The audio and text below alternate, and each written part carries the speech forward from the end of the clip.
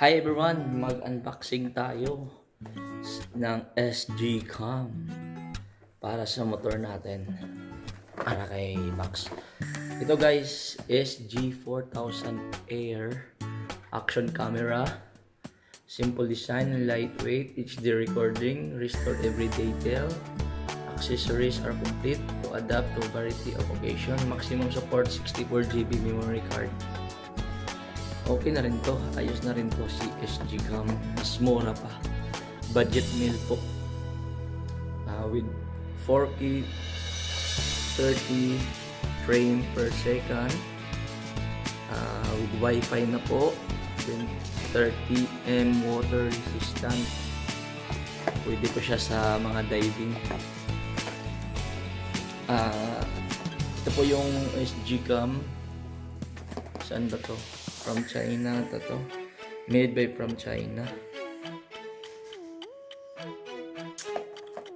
Action camera, screen, lens resolution. Nandito po sa likod yung mga detalye po, mga details.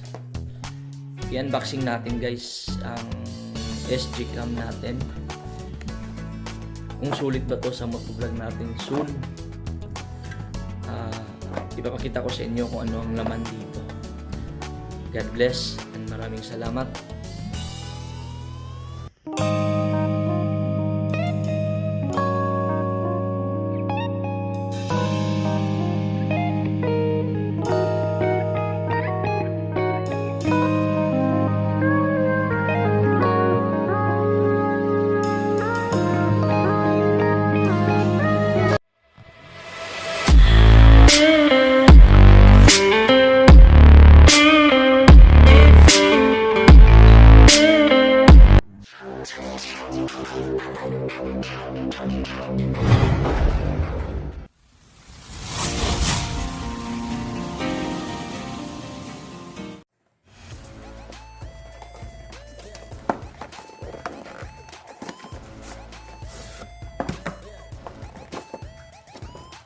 Ito yung box niya.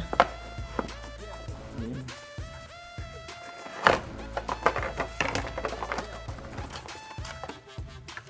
Ito yung laman, yung ano natin, yung waterproof.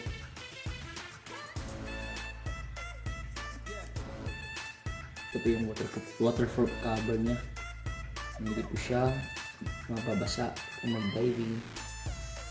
Tabi muna natin to. Nandito po yung mga accessories niya.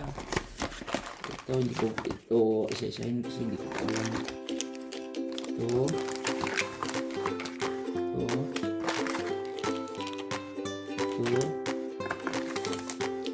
Ito guys, mga mounting po sa helmet.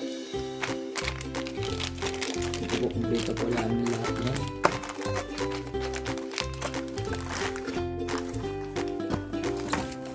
Sabihin natin yan at buksan natin po ang ating SG Cam. Press nyo lang dito forward, tapos hila kayo dito,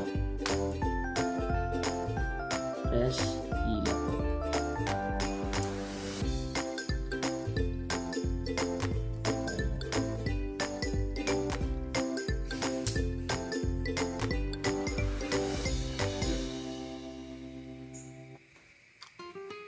Ito po yung paano buksan. I-press nyo lang dito. Mayroon siyang arrow up, press and then pull up. Ito, press then pull up. Pag pinipress nyo yung arrow, tapos pull up, yun. Yun po yan. Tapos tanggalin natin siya sa kanyang waterproof cover. Lang siya guys, ang kapal, makapal siya, hindi siya madaling mapasukan ng tubig. Yun po, ang kapal. Dito po yung camera natin.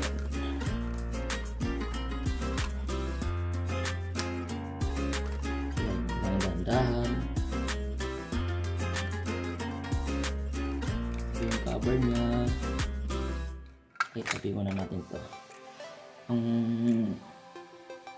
Ito po yung tsura po niya guys pag walang cover. Yan po. With ano siya, mode na sa harap. Simple lang. Tapos yung wifi niya button, arrow and up, scroll up and scroll down. And then yung charger niya dito po, USB cord po tayo. Hindi pa yun siya yung type C. Hindi pa siya type C. And then kung mag-on kayo, paano to start? Hold press lang dito ng ilang seconds. Tapos yun, nag-display na. Ito po. Ayan. Malinaw siya guys. Pwede siyang iset to settings. Dito nyo lang i-press. One press.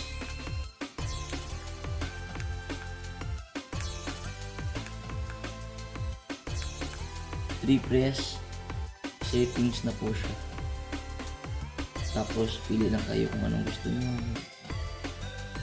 May nakalagay na po dyan mga settings kung ano ang i-adjust nyo. Kung ano ang i-adjust nyo yun.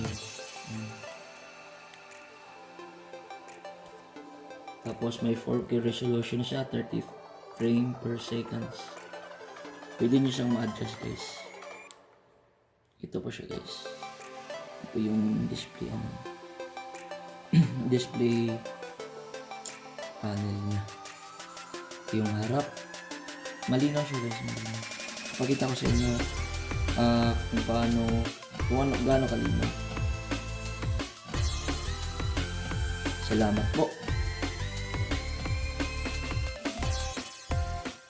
Hold lang natin kung i-off na natin.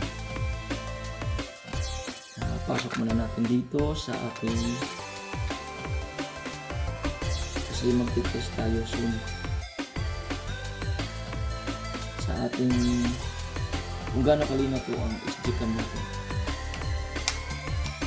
Ito lang, pagbalik po, press lang ito, and then ganun na, ihila, pull up, and then push. Dahan.